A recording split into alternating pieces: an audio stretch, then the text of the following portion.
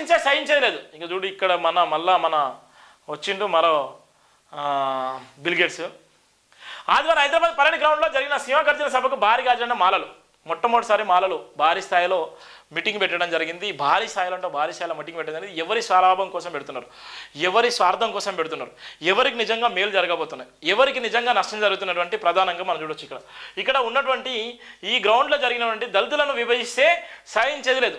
ఈయననే చెప్తున్నాడు దళితులను విభజిస్తే సాధించలేదు. మరి దళితులను విభజిస్తే సాధించలేదని దళిత కుటుంబం అంతా నువ్వు ఒక్కడివే దోసుకున్నావు కదా, దళితుల ఆత్మగౌరవం అంతా నువ్వు ఒక్కదాన్ని పెట్టుకున్నావు కదా, నీలాగా ఎవరు కూడా ఎదగలేదు కదా, నీలాగా ఎవరు కూడా ఎదగనియలేదు కదా. మరి ఇలా దళితులను విభజిస్తే సాధించలేను. మరి నువ్వు ఇన్ని రోజుల కంచెలు విభజించింది ఎవరు పాలన? ఇవాళ విభజించి సాధించిందే కదా. నీ తండ్రి కంచెలు మోలుకుంటే, నీ అన్న కంచెలు మోలుకుంటే, నువ్వు నీ కంచెలు కొట్టి ఇప్పుడు నీ కొడుకు కూడా వచ్చే. ఇవాళ నీ ఒక్క ఇంట్లోనే 3 పదవులు సంపాదించే. మరి ఎవరిని విభజించినట్టు, ఎవరి అస్తిత్వాన్ని గుంజుకున్నట్టు?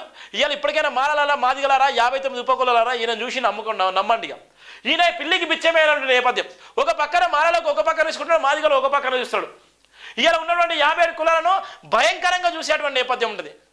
ఇవాళ కులం ఆధారంగానే ఇవాళ రాజకీయం చేసేటువంటి వివేక్, ఇవాళ ఉన్నటువంటి కులం ఆధారంగానే రాజకీయం చేసేటువంటి ఇప్పటికీ మన ఉప్పల్ స్టేడియం అని ఉంటుంది. ఉప్పల్ స్టేడియం కూడా విశాఖని 6 కోట్ల రూపాయలు ఇచ్చి దాన్ని సొంతం చేసుకోవాలన్నటువంటి పరిస్థితి ఉండే 2006లో.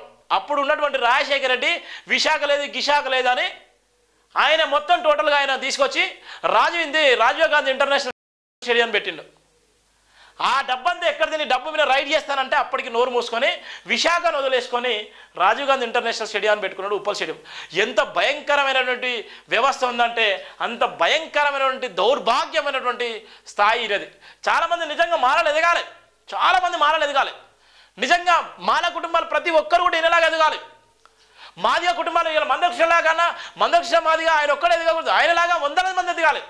కానీ రాజకీయం చేసేటువంటి ఎవరైతే నాయకులున్నారో వాళ్ళు మాత్రమే ఎదుగుతున్నారు తప్ప ఇలా సామాన్యులు ఇలా ఎంత భయంకరంగా ఉన్నారో ఆ కుటుంబాల్లో పుట్టినటువంటి వ్యక్తులు ఇంకా భయంకరంగానే ఉన్నారు. వాళ్ళు ఇంకా బాధపడుతున్నారు. కనీసం నాయకులు ఇప్పుడు అవసరానికి పిలుచుకున్నారు తప్ప ఇలా కష్టం వస్తే నిలబడతారా? ఇలా కష్టం వస్తే నిజంగా రాజ్యాంగం ఉంటుంది తప్ప ఇలా ఈ నాయకులు వచ్చి ఇదే బహిరంగ సభలో మాట్లాడిన నాయకులు వచ్చి ఇలా భుజం తడతారా? ఒక పక్కన మానభంగాలు, రేపులు, అత్యాచారాలు, మానభంగాలు జరిగితే ఎక్కడ పోయింది మీ గొంతుక? ఎక్కడ పోయింది మీ వాయిస్? ఎక్కడ పోయింది? మీరు ఎందుకు ప్రశ్నించలేకపోయారు? ఎందుకు ఇలా నిరుద్యోగులు ఇలా ఆత్మహత్యలు వేసుకుంటున్నారు? ఎస్సీలను ఇలా భయంకరంగా చూసేటువంటి దౌర్భాగ్యమైన పరిస్థితి. మరి ఎందుకు అవి మాట్లాడలేదు? ఎవరి జనాభా తామస ప్రకారం వాడు పంచుకుంటాడు. ఒక కుటుంబంలో అన్నదమ్ములు ఒక కుటుంబానికి ఒక కుటుంబంలో 4 అన్నదమ్ములు ఉంటే వాళ్ళ వాటా ప్రకారం వాళ్ళు పంచుకుంటారు. అది హక్కు, అది వాళ్ళ హక్కు. 4 ఎకరాల భూమి ఉంటే మనిషికి 1 ఎకరం పంచుకునేటువంటి హక్కు ఉంది, అది వెసులుబాటు ఉంది. మరి ఇక్కడ కూడా 59 ఉపకులాలకి ఎవడి వెసులుబాటు ప్రకారం వాడు పంచుకుంటాడు, తప్పే ఉంది. ఎవడి ఆర్థిక పరిస్థితిని బట్టి వాళ్ళు పంచుకుంటారు, ఎవరి జనాభా తామస ప్రకారం పంచుకుంటారు. ఇక నష్టమే ఉన్నది. ఇక్కడ మాదిగలకు లాభం జరుగుతుంటే మాలలు మాట్లాడాలి. మాలలు మాట్లాడితే ఇవాళ మిగతా కులాలకు ఇవాళ ఉన్నటువంటి మాదిగలు మాత్రమే బాగుపడితే 57 కులాలు ఎక్కడ పోవాలి? 57 కులాలు ఐఏఎస్ ఐపీఎస్లు అయిన దాఖలు ఉన్నాయా? 57 కులాల్లో నిజంగా బిల్గేట్స్ ఉన్నారా? 57 కులాల్లో నిజంగా ఆర్థికంగా ఎదిగినటువంటి కుటుంబాలు ఉన్నాయా? 57 కులాల్లో డాక్టర్లు, ఐఏఎస్లు, ఐపీఎస్లు ఇవాళ వివిధ ఇంజనీరింగ్ డిపార్ట్మెంట్లో ఉన్నటువంటి అనేకమైనటువంటి బిల్గేట్స్ ఉన్నారా? 57 కులాల్లో ఓన్లీ మాదిగలు ఉంటే సరిపోద్దా? మాదిగలు ఉంటేనే సరిపోద్దా? ఎంత బాధాకరం అంటే అంత బాధాకరం. దళితులను విభజిస్తే సాధించలేదు, మరి కలపండి. మరి క్రిమినల్ పేరు చెప్పి రియాక్షన్ ఎత్తేస్తే ఊరుకోము. మా సింహగర్జన వేదికగా మాలల హెచ్చరిక. మాపై దుష్ప్రచారం ఎండగడతాం. దళితుల చైతన్యాన్ని దెబ్బతీసేందుకు బీజేపీ కుట్రలు. ఎస్సీల కోసం ఇన్నాళ్ళు ప్రధాని మోదీ చేసింది అది. రాష్ట్రాల వర్గీకరణ చేసుకోవాల్సిన సుప్రీం తీర్పు రాజ్యాంగ విరుద్ధం. మాదిగల అభివృద్ధిని మేము అడ్డుకోవడం లేదు, పార్లమెంటు ద్వారానే వర్గీకరణ జరగాలి. ఆత్మగౌరవం కోసం ఎంతవరకైనా పోరాడతామని డిక్లరేషన్. పల్లెడి గ్రౌండ్లో సభకు భారీగా తరలి వచ్చినటువంటి మాలలు. ఈయన ఏ పార్టీలు ఉంటే ఆ పార్టీలో ఉంటాడు. బీజేపీతో టై అయిపోయాడు. బీజేపీలో ఆస్తులు కాపాడడం కోసం బీజేపీలోకి వెళ్ళిపోయాడు. అది మనవాద పార్టీ. మనవాద పార్టీలో పోయింది ఈయననే. మళ్ళీ మొట్టమొదటిసారి బీఆర్ఎస్ పార్టీకి పోయి అక్కడ కాకా విగ్రహం పెట్టించింది కూడా ఇతనే. ఇవాళ వచ్చి కాంగ్రెస్ పార్టీలోకి వచ్చి కాంగ్రెస్ పార్టీలో ఏ పార్టీలో ఉన్నా ఆయన పదవులు మాత్రం కాపాడుకుంటున్నాడు, ఆయన ఆస్తులు కాపాడుకుంటున్నాడు. మరి మిగతా మాలలు కానీ మిగతా మాదిగలు కానీ అట్లా పోతే ఎందుకు మొత్తుకుంటారు? ఇలా బీజేపీకి సపోర్ట్ చేస్తే ఇలా బీజేపీకి కోవట్గా మారిలు అంటారు. ఇలా కాంగ్రెస్ సపోర్ట్ చేస్తే కాంగ్రెస్ కోవట్గా మారిలు అంటారు. ఇలా బీఆర్ఎస్ సపోర్ట్ అయితే బీఆర్ఎస్. మరి ఈయన ఏ పార్టీలో ఉన్నా ఏ పార్టీ అధికారంలో ఉన్నా కూడా ఆయన ఆ పార్టీలోకి వెళ్తాడు కదా. మరి ఈయన కోవట్ కదా, ఏ ఆత్మగౌరవం కోసం పెట్టినట్టు, ఏ ఆత్మగౌరవ నినాదాన్ని ఈయన భుజస్కంధాలపై మోస్తున్నట్టు. ఇలా ఉన్నటువంటి కాకా ఇన్స్టిట్యూట్లో ఉన్నటువంటి ఆ కాకా ఇన్స్టిట్యూట్లో డాక్టర్ బిఆర్ అంబేద్కర్ విగ్రహం కూడా పెట్టలేనటువంటి దౌర్భాగ్యమైనటువంటి స్థితి.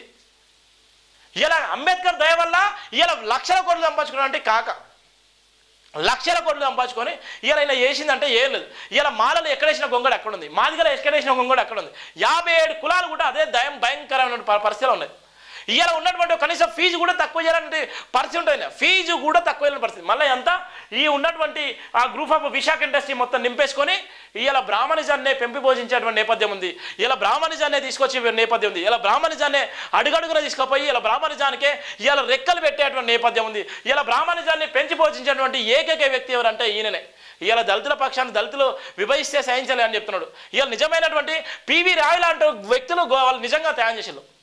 పివి రావు లాంటి వ్యక్తులు నిజంగా త్యాగం చేశారు. ఇలా మాలలో ఉన్నటువంటి అనేక మంది ఇలా అద్దంకి దయాకరణ లాంటి వాళ్ళు కానీ, చెన్నై లాంటి వ్యక్తులు కానీ, ఇలా పసిల రామూర్తి లాంటి వ్యక్తులు కానీ, ఎందరో చాలా పిల్లి సుధాకర్ లాంటి వ్యక్తులు కానీ వాళ్ళందరూ కూడా మేధావులుగా నిజంగా వాళ్ళ ఆత్మగౌరవం కోసం వాళ్ళు నిజంగా నిలబడుతున్నారు. వాళ్ళ ఆస్తులు చంపడం కోసం కాదు, వాళ్ళు నిజంగానే రిజర్వేషన్లు నిజంగా వద్దు, సామాజిక కోణం న్యాయం జరగాలని వాళ్ళు నిజంగా కొట్లాడుతున్నారు. కానీ ఈయనే వాళ్ళందరూ లబ్ధి పొందితే వాళ్ళందరి పేర్లు చెప్పుకుంటే ఇలా కోట్ల రూపాయలు ఇలా సంపాదించుకొని లక్షల కోట్ల రూపాయలకు వెళ్ళిన నేపథ్యం ఉంది. ఇలా లక్షల కోట్ల రూపాయలు సంపాదించుకొని ఏ మాల సామాజిక వర్గం నిజంగా బలంగా ఉంది, ఏ మాల సామాజిక వర్గం ఆర్థికంగా ఈయనలాగా ఎదిగినటువంటి వ్యక్తులు ఇలా రాజకీయం చేసి కులాల రాజకీయం చేసి ఇలా పదవులు అనుభవించేటువంటి వ్యక్తులు ఎవరంటే నెంబర్ 1 వివేకే ఉన్నాడు. నెంబర్ 1 పొజిషన్లో వివేక్ ఉన్నాడు. మరి వివేక్ మీద ఎందుకు మాట్లాడలేకపోతున్నారు? ఇలా ఒకే ఇంట్లో 3 పదవులు ఉన్నారు. సొంత అన్నకు ఎమ్మెల్యే, సొంత కొడుకు ఎంపీ, ఈయన ఎమ్మెల్యే. ఒకే ఇంట్లో 3 పదవులు వచ్చినాయంటే ఆ పదవులు ఎవరి వాళ్ళు వచ్చినాయి? ఏ సామాజిక కోణానికి న్యాయం చేసిండు? ఇలా మాల సామాజిక వర్గం అయితే నష్టం జరిగింది కదా. ఒకే ఇంట్లో 3కి ఇచ్చినటువంటి పదవులు ఏ రాజ్యాంగంలో ఉంది, ఎక్కడ ఉంది? ఏ పలుకుబడితో ఇచ్చిన 3 పదవులు? ఒకే ఇంట్లో 3 పదవులు ఎవరిచ్చిళ్ళు, ఎక్కడ ఉన్నాయి? ఏ సిద్ధాంతం ప్రకారం ఇచ్చిళ్ళు? మరి మాలలకు అన్యాయం చేసాడు కదా. ఈయన ప్లేస్లో ఇంకో మాల బాగుపడు కదా, ఈయన ప్లేస్లో ఇంకో మాల బాగుపడు కదా. ఎక్కడ పోయింది? అందుకోసమే ఇలా మాలల జీవితాన్ని కూడా సర్వనాశనం చేసేటువంటి ఏకైక వ్యక్తి ఈయననే. ఇక దళితుల చేతను దెబ్బేసారు బీజేపీ కుట్రలో, దళితుల చేతను దెబ్బేసారు. మరి మొట్టమొదటిసారి అయితే నీ ఆస్తులు కాపాడడం కోసం అయితే బీజేపీలోకి పోయినావు కదా, బీజేపీలో క్రియాశీలక పాత్ర పోషించినావు కదా, బీజేపీకి పెట్టుబడి పెట్టింది నువ్వే కదా, బీఆర్ఎస్కి పెట్టుబడి పెట్టింది నువ్వే కదా, ఇప్పుడు కాంగ్రెస్ కూడా పెట్టుబడి పెట్టింది నువ్వే కదా. మరి ఏ పార్టీలో ఉన్నా ఈయన ఈ విధంగా ఉంటాడు. మరి మిగిలిన వాళ్ళు ఎందుకు ఉండరు, మిగిలిన వాళ్ళు ఎందుకు మాట్లాడరో అర్థం కాలేదు. ఇలా చాలామంది అవాకులు చెవాకులు పెలుస్తున్నారు. దళితులు విభజించి కుట్ర జరుగుతున్నాయని క్రిమిలేయర్ పేరు చెప్పి రిజర్వేషన్లు ఎత్తేసేందుకు ప్రయత్నిస్తున్నారని సింహగర్జన వేదికగా మాలలు ఆగ్రహం వ్యక్తం చేశారు. కుట్రలు సహించలేదని చూస్తూ ఊరుకోబోమని హెచ్చరించారు. రాష్ట్రంలో మాలల జనాభా తక్కువగా ఉన్నట్లు తప్పుడు ప్రచారం చేస్తున్నారని మండిపడ్డారు. తాము ఎవరికి వ్యతిరేకం కానీ ఆత్మగౌరవం కోసం ఎంతవరకైనా పోరాటం చేస్తామన్నారు. ఆదివారం సికింద్రాబాద్లోని పరేడ్ గ్రౌండ్లో మాలల సింహగర్జన సభ జరిగింది. సభకు మాలలు లక్షలాదిగా తరలి వచ్చారు. ఈ సందర్భంగా పలు తీర్మానం ప్రవేశపెట్టారు. బాబాసాహెబ్ అంటే బాబాసాహెబ్ అంబేద్కర్ లక్షణాలను తిలోదకలు ఇచ్చేందుకు కొందరు కులతత్వ మతతత్వ శక్తుల చేతులు పావులుగా కుట్ర చేస్తున్నారని భారత రాజ్యాంగం మూల సూత్ర భంగం వాటిల్లో ఏ చర్యనైనా తమ అంగీకరించబోమని తెలియజెప్పారు. రాజ్యాంగంలోని 341 ఆర్టికల్ ప్రకారం ఎస్సీ వర్గాన్ని చెల్లిదని ఎస్సీలు ఏ కులమైన వెనుకబడితే వారికి ప్రత్యేక కార్యక్రమాలు చేపట్టాలని 2004లో సుప్రీంకోర్టు తీర్పు చెప్పిన నేపథ్యం. మరి మొన్న ఇచ్చినటువంటి తీర్పు దేనికి? మొన్న ఇచ్చిన తీర్పులు వాళ్ళంతా పిచ్చోళ్ళ? మొన్న సుప్రీంకోర్టు ఇచ్చినటువంటి తీర్పు వాళ్ళందరూ పిచ్చోళ్ళ? 1/6% ఇచ్చినటువంటి తీర్పు పిచ్చోళ్ళ? ఎందుకు ఈయన అడ్డుకుంటున్నాడు? ఇవాళ ఉన్నటువంటి మల్లికార్జున ఖార్గే, ఇవాళ ఉన్నటువంటి కొప్పుల రాజు, ఇవాళ ఉన్నటువంటి వివేక్ ఇవాళ పెట్టుబడి పెట్టి ఇవాళ రిజర్వేషన్లు ఇవాళ ఏబీసీ వర్గాన్ని అడ్డుకుంటున్నారు. ఇవాళ ఉన్నటువంటి రాహుల్ గాంధీని, ఇక్కడ ఉన్నటువంటి సీఎం రేవంత్ రెడ్డిని పక్కదో పట్టించి ఈయన స్వలాభం కోసం, ఈయన ఆస్తులు కాపాడడం కోసం ఇవాళ మాలలందరూ ఈయన మీద పెట్టుబడి పెట్టి మాలలందరూ కూడా నేను ఉన్నాను, నేను పెట్టుబడి పెడతానని, ఎన్ని కోట్ల రూపాయలను పెడతాను, సంబంధించిన డబ్బంతా నేను ఏబీసీ వర్గాన్ని పెడతానని నిన్న జరిగినటువంటి బహిరంగ సభకు పూర్తిగా బాధ్యత తెలుసుకొని కోట్ల రూపాయలు వెచ్చించి 1000 కోట్ల రూపాయలు పెట్టి ఇవాళ చేసేటువంటి ప్రక్రియ చేస్తున్నాడు. మరి ఇప్పుడున్నటువంటి 57 కులాలు, సరే మాదిగ కులానికి నష్టం జరిగినా పర్లేదు, మరి 57 కులాలకైనా నష్టం జరగాలి కదా, లాభం జరగాలి కదా. నీ ఉన్నటువంటి ఒకే సామాజిక వర్గంలో జనాభా తామస ప్రకారం 59 ఉప కులాలకు సంబంధించి లెక్కలు తీసుకుంటే ఆ లెక్కల ఆధారంగానే రిజర్వేషన్లు కావాలని చెప్పేటువంటి నేపథ్యం ఉంది. మరి ఏం చేస్తున్నాడు?